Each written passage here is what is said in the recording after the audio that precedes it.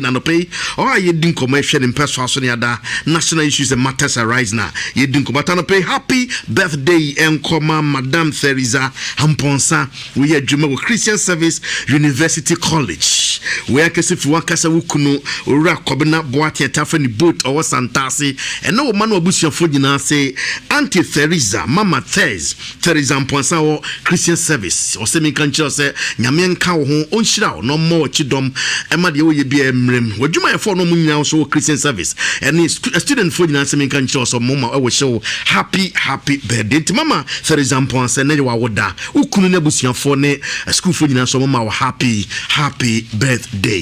What dog my young commerce now there's this a lot of challenge especially about FNDC for towards MPP Ashanti region.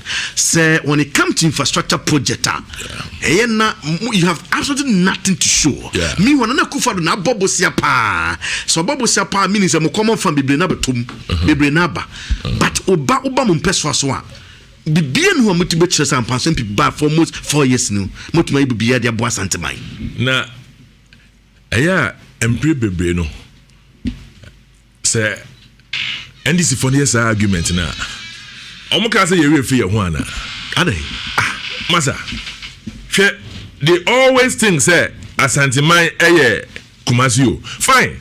Kumasi is the capital. And the Kumasi ye if you just near Sokoro ye. So what you say?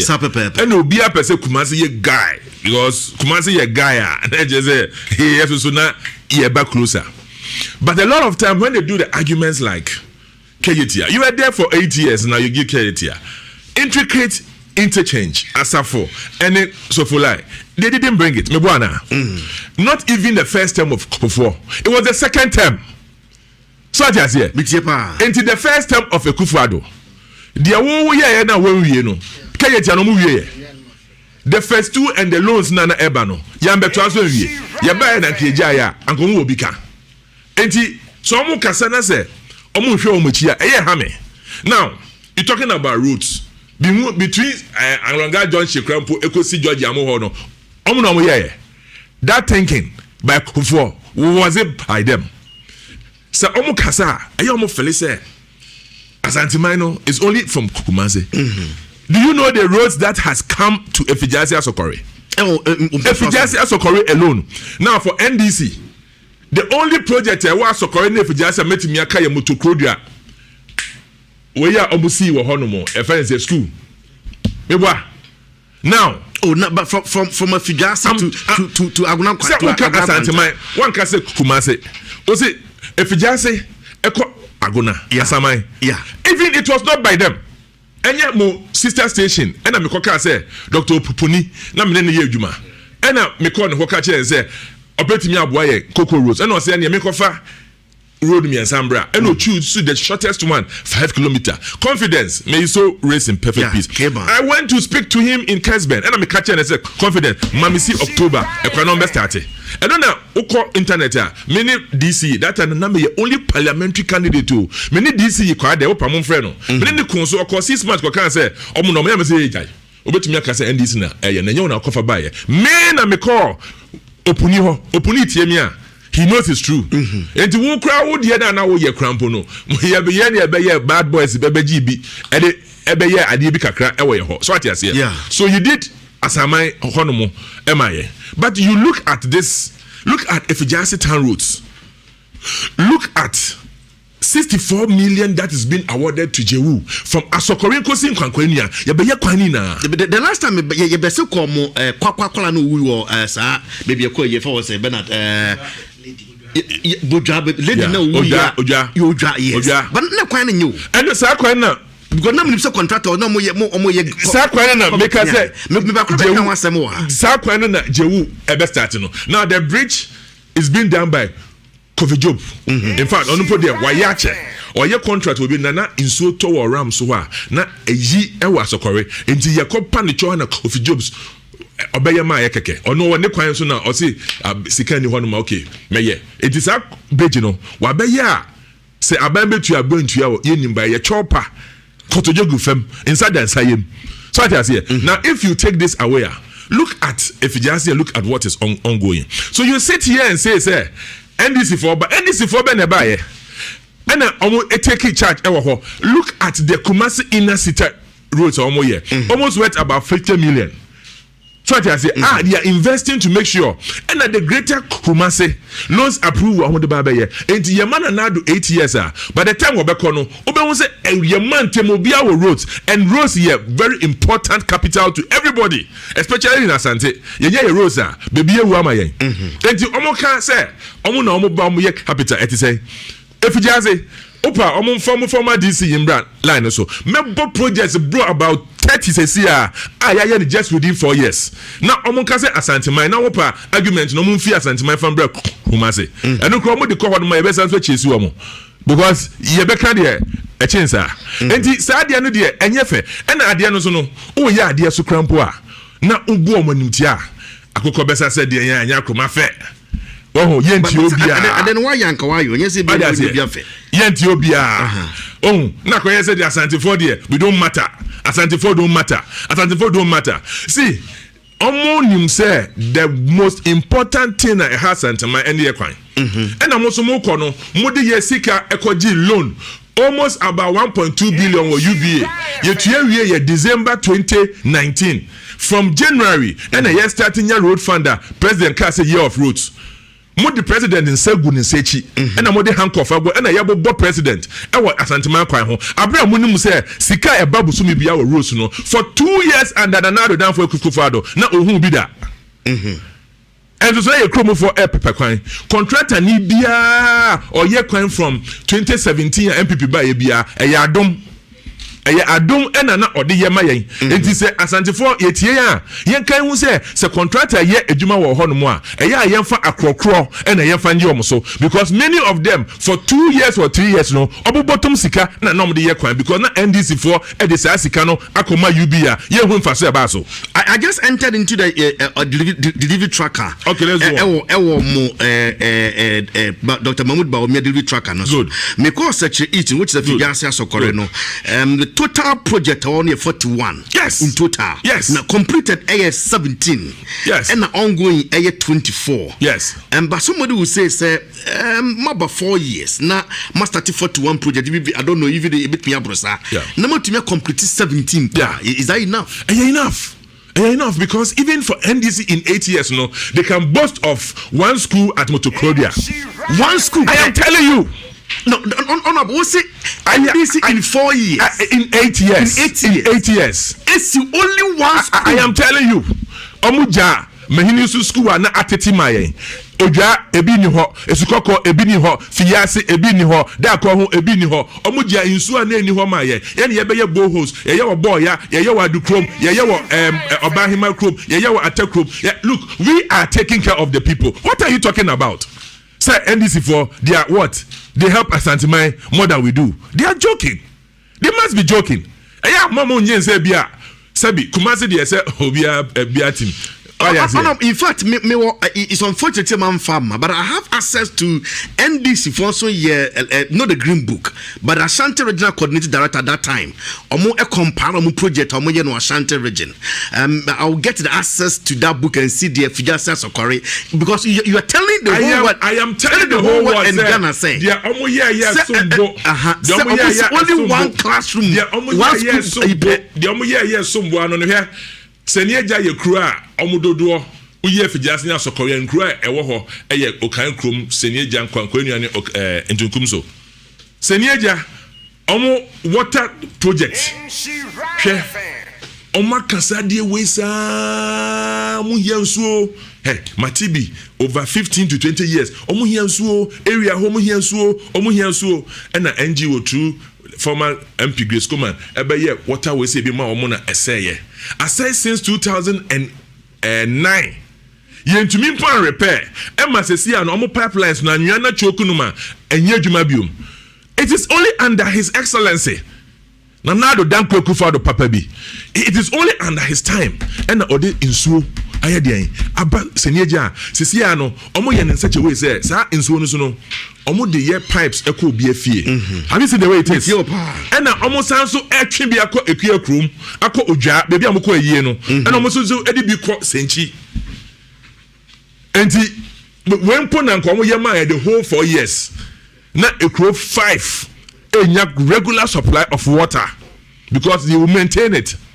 And anka ye kwan omaya we figyase and asokore so boat oye ahinsan kosi asokore and amankwa segu oye from figyase kosi titika so and the last 3 weeks yet answer koye measurement feeder roads justice or TM engineer original engineer and then in crop amaya kofa measurements every senchi ko okan krom ko atakrom senchi ko putrum senchi fa ekua krom ekodwa na ye the airco share into projects for sponsorship and akoko routes. Mikro me say, my me be 8 years under MPP. Na do we cry na say yes and so twa on say it where your first term? My first term. Okay. And you know about me boast say oba within the 4 years. Na do try na say MPP tina so cha answer. Yeah, Matthias say projects rough. And then now about me they boast because we don't know what will happen in 2020. Okay. We have your campaign former for Nana. I mean also slogan is saying former for Dr. Ayew. Oh, former for Nana. And I'm more for Nana every year. Oh, 4 more for Nana. And I'm more for Nana. Okay. So I mean the see here. Okay. And the Juma de wabomu na chawado. Amfo na chene nto aso. Enti me has you know.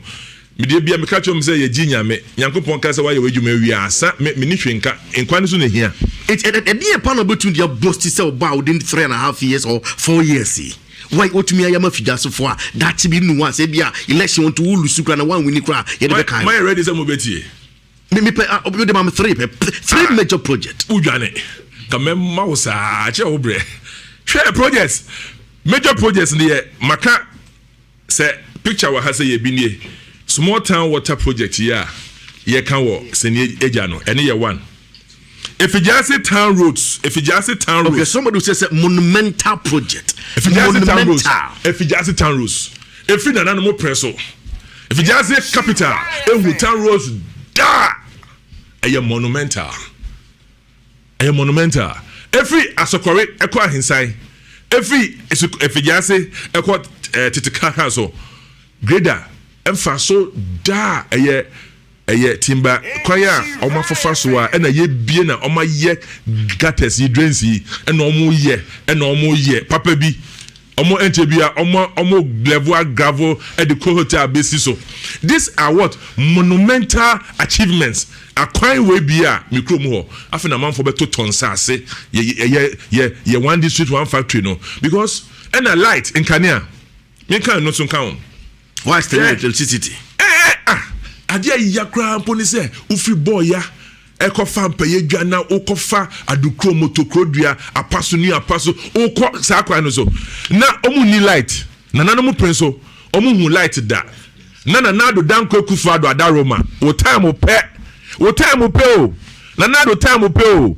etie fa muntie o wa o tie mi wasantima mi bia me se wi ase wo hu so obi de ye a na so de ye se wan ma wo nua nkọ a wo so nkodru se fijansi na sokorefo de anya wo de oso wunya bi na ochina so say yeyema mo a ebe ye de because yeyema obia one by one say abai ni sika obia ni na prekope nemu o check dia na obia nya so mfa so de make an say wo kodru sa area ho na me say ene high tension no o ma plant poles a o mo ye me sure say nkosi Christmas no na sa line no almost so many light. Let's say microphone no obia wala. Yeah, but in fact, if you just see baby a metaphor hopa, almost every 2 so I cry about 3 weeks be a me come on power. So man if you just say me fa bonune. Good. Into a 2 route am dey cause exactly.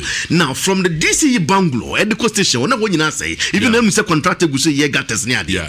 Still some nyanye. Yes. Enyanye ye unima de kontia. Adentia. Good. Also do meet him ya. Sesi ya no. On say oma ye maintenance work akrebi keke ewo asotwe ne sa kwano so oma ye krom no oma ye just maintenance work patches be keke yes because of sika ewo sa kwano so no ntino onfe no oma pe contractor ono ye ready say wonya bank obe finance ade e mana nado but would do jobbing krom jobbing is asphalted jobbing aye asphalted yes metiase Nana Jabe Hene, Nadaroma, Council of State Chairman, Otuanamo, a crime be so. And sat yen sat ye in exactly what you say. Nana Ayebi, Yammo ahemfo abaso de bia ye say politicians ekopeba na ebusa se na ahemfo so de musum kopebi mba nti se nana ekona so kopebi ba eye nti ho no de bisrewo enye hwe I'm even if just na kodu asokore yene na nabi te se ono otimi ko Ministry of Education na wa fro stairs akosro na niema bia ne letters of frame kwame koha asokore hene betene so na mehwehwe because nana at his age at any point in time is making sure say of minister way or ye way enti ahemfo no bi boa ya eya efe enti dwaben hene me bonu din e de aka asem say on de odu dwaben obi abona ba so kama eye wonu so wetu anamo ena omo ye bi no na MP no so ye ne de na oye bi enti yen edu point say ye ba be ye sa kwa no manya obi a o de mo wi am from Minister of Roads obe ye free ajo so abefa dwaben abefa efijase eye asphalt na omo yi akofa asamai junction kwan no so na omo de akofa nsutem akosi oyoko na omo siesie efijase asphalt no so akofa station akohima fie ho na omo ye kakra akosi oyoko saa de we eye ade abom se enche bia be cho se bia ye beto abana wie January be ye February no omo ebetwa sword no omo start se omo ye saa de we na yempe we bia mepede yempe we biom de biom ne yepe enti se saa kwan no omo nye maintenance wo so yi a eye because na omo pese omo ye ekona ye ntafo bebre because you were 6 local government now exactly enti no omo ye ne prekope okay omo ye ntimo se adwusofo se omo pesa kwan no echa kromfo epe yankromafo epe just obia pesa kwan no enti ye ni na no ye ka bomu kumewu minimia Baswa, we went together even on that way. Sakwano, me, Kumewu, Ama, Jabe, Eduomi Nankasa. That was even 2 years ago. Yenina, Ayakwaya MPs no, Yako meeting. Okay. And yes, Bia, Yakotana, Fahavion, Yako impaying for her. Ayakwaya, Yan Yabomu, Chese, Mavis. Ye 2 1 more. Nhyira no so no eba. Ebia na enye before elections. Because almost say afena eko cabinet sub committee ebeba sisi aso the elections do there minister obekwa akotena se krampo no woni krom or ye campaign to me sure say eno there bia na and start before elections but it means so start so there eno the major roads minister all right I'm for so bigidi say as mo ba chantre gina MP say mutimu ye mode because obi anim say wo ni primaries there's a possibility say when you dan ya be member parliament e ba say na mo mutumi ka mo ho nya dwuma papa ne ade e wo mo mpeso is that the case enye me krom ena enye media me Ashanti MPs na menimu no there everybody here very serious because you see the way yetimi Ashanti votes a core up in the total vote moving from 19.73 in 2012 to about 21.6 a movie up the total vote inch up it is okay say MPs no timu ye omoda MPs in the leading campaign. This is a total vote of Ashanti in 2012 year 19.3. Now you talk about now roughly 21.6. Let's just say the MPs worked. Okay. And the same MPs are going to work with the PCs. Okay. And it says here no any breso. And now yempe independent biya ewa hanomo because yanoma koshia no mo to independent no apeti obi akro. Kumewu bi wo ho. Yanom no hwan mu. Oh, yenti obi afoi. Eno hwan so won kan wi na yetiobia ono hwan akokọ besa se de ya anya akoma fe Dr. Bo no hwan miss yetiobia fo na me nim yetiobia fo November December see NDC sorry as here na dey independent candidate independent bebre ena so you saying say NDC for mum ma wan kasa independent candidate strategic say mon kwa santimamu ena MPP for bi so wo hono mu a ebe kwa independent NDC for no bi abehye mo machi a mon ko na mon hoji seat am high keke na wonim say wo ko ya independent no obi so wo hono mu obeka say MP ntina meto aba enti me ya independent dia anyway meto aba enti say dia na dia ewo ho oma toto independent apeti baby almost asantimamu kro bia ukọ voter region yes aneti adentia ada asantimamu pe mu hu sa So what I say, and this is the time I will say MPs have to work. We have to work. If Nanado don't make vote here, it is MPs that have failed. Where Sa party at this point the MPs needed the focus. And untina Obi Eko say Obi or say MP me na Afriyie. Munim party my Ayew no nyakunaba and Dr. Afriyie nyakwan and onye nsuo and na hu so onye we. Just say me no attack me because attack me a wo nya Nanado. Say me na me ko class mama Nanado. Enti no o she da be class o dey mu enti omo attack MP. Yeah, attack MP no na oma MP ho ayetan. Say na be ya wo krampo no onkoto aba no ma Nanado. Enti ekromfo atie me Madaroma moma yeninna ho no mo na yentimi enkoto abapa. Okay. Mama tia for mama kakra na no pay na say afi na wadwane ya. Nhyira 104.5 and pay me Dr. Ayew Afriyie only a member of parliament at the Murphy Jasa Sokore and a yedinkomo. We are doing a lot of national discussion of course in person so near Shade. But my member we quick one after mama tia for mama kakra radio. There's this debate of legalization of Okada and the Pragia. Now, former President Muhammad Flyby ACC can say oba that law no be review no more legalize and I say or my regulation between about Praga but be just a lot of Praga no Okada. Do you think say a bit better? Minister of Transport said consultation or my consultation started by 2 years in according to her consultation she say ya ne omo a eye Okada na ejuma ne obibia Okada's ejuma efa omo ho and omo guso omo ye omo be wie November to mo wie November na the aban person omo ye no omo de be kwa koma president na omo ni na atenase omo de abetudwa but Dr. Bawumia say nya de legalize Okada so o say nya de legalize Okada and say Dr. Bawumia sebi unim MPP how are you yetimi nya asem na wo yaka we enso so ye be wie chini na atenase a obi a kire na adwen na uche wadwen wi a na na akopem ko enti se ya wo de omo ye adwuma omo say by November ne we no manya final document no more cabinet enti yentwen na cabinet but now the MPP ni bia betimi aka na adwen obi a betimi aka but the ye be agree no and no that's politics we nye ebusun adwuma o enye president sorry ameko we here politics obi aka wadwen na enso so say ye wi a but Kanwadwi is coming from the presidency about Dr. Bawumia is no any other person than the vice president of the Republic of Ghana. The vice president would influence it in that way with evidence and also the evidence based. Okay, but we know you're a sharp guy.